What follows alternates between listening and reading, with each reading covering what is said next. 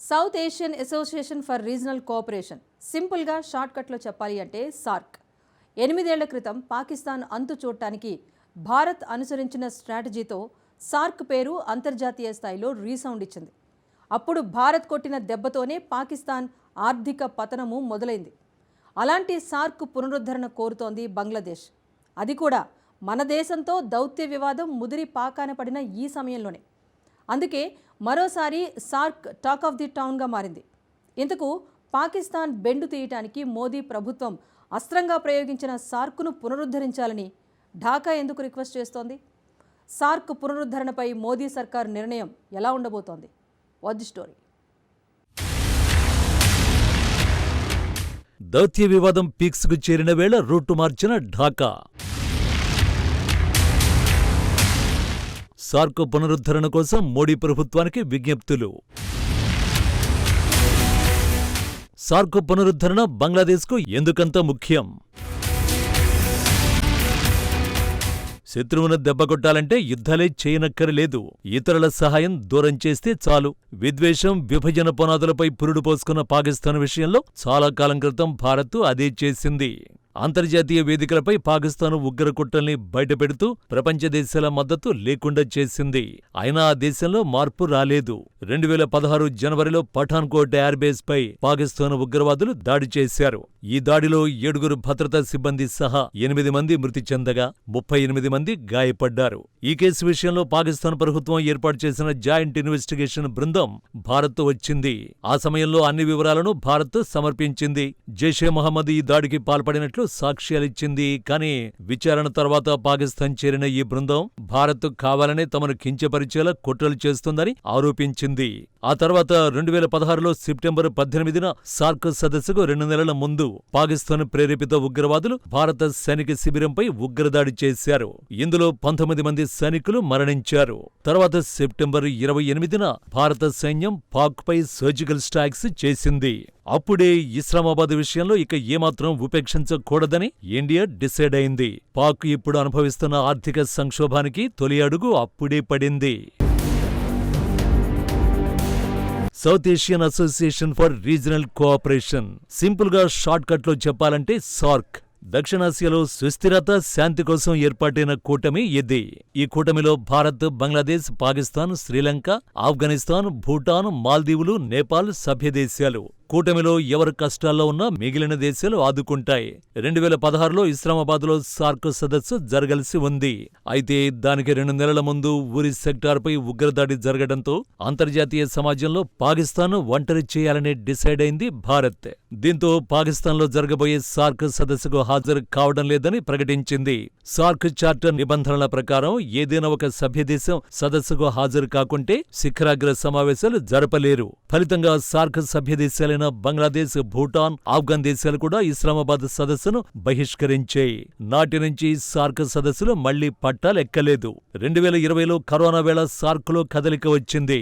భారత్ చొరవతో ప్రజారోగ్యంపై నిర్వహించిన వర్చువల్ భేటీకి పాక్ మినహా మిగిలిన దేశాధినేతలు హాజరయ్యారు. పాక్ తరఫున అప్పటి ప్రధాని ఇమ్రాన్ సహాయకుడు జాఫర్ మీర్జా పాల్గొని కశ్మీర్ అంశాన్ని ప్రస్తావించి రాజకీయం చేయాలని ప్రయత్నించాడు. అంతేకాదు అప్పుడే చైనాను పొగడ్తలతో ముంచెత్తాడు. ఆ వ్యవహారాన్ని భారత్ మౌనంగా గమనించింది. సార్క్ సభ్యదేశాలకు 74 కోట్ల సాయం ప్రకటించింది. ఆ తర్వాత టీకాల పంపిణీలో పాక్ను పక్కన పెట్టేసింది. అలా నిస్తేజమైపోయిన సార్క్ను పునరుద్ధరించాలని పాకిస్తాన్, బంగ్లాదేశ్ ప్రధానులు ఇటీవల చాలా ప్రయత్నాలే చేశారు. కానీ భారత్ లేకుండా అది జరిగే పని కాదు. ఇది తెలుసు కాబట్టే బంగ్లాదేశ్ ఇప్పుడు రూటు మార్చింది.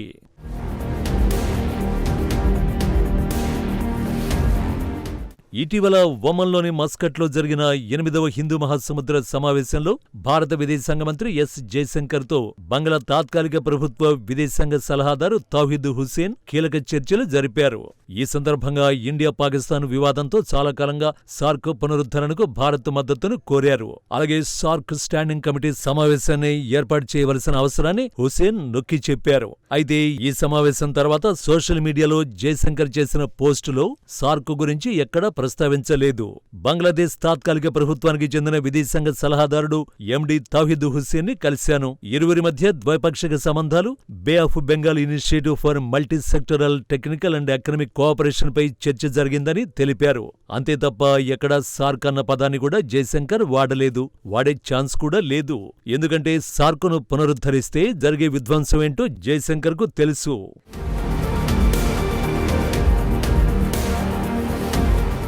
ఇప్పటివరకు భారత్ అయితే ఏంటి గొప్ప అంటూ మనతో కయ్యానికి కాలు దువ్విన బంగ్లాదేశ్ తొలిసారి రిక్వెస్ట్ మోడ్లోకి రావడం వెనుక చాలా పెద్ద కథే ఉంది.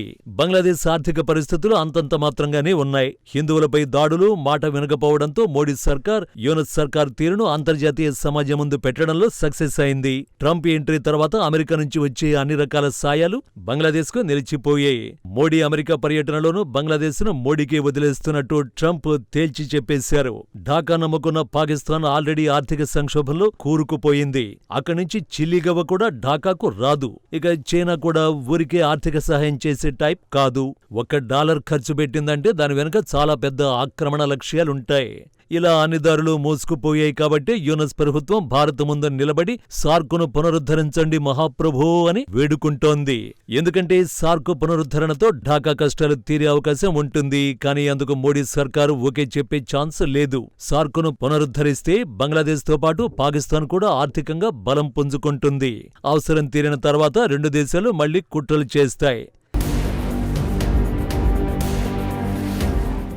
నిజానికి సార్క్ పునరుద్ధరణకు భారత్ వ్యతిరేకంగా ఉండడానికి మరో రీజన్ కూడా ఉంది. ఆ కారణం చైనా. సార్క్లో చైనాకు సభ్యత్వం లేదు, పరిశీలక హోదా మాత్రమే ఉంది. అయినప్పటికీ దాని ప్రభావాన్ని తక్కువగా అంచనా వేయలేం. ఎందుకంటే భారత్, భూటాన్ మినహా కూటమిలోని మిగిలిన దేశాలన్నీ చైనా BRI ప్రాజెక్టులో భాగస్వామ్య పక్షాలే. దాన్ని వాడుకుంటూ సార్క్లో చొరబడేందుకు చైనా గతంలో ప్రయత్నించింది.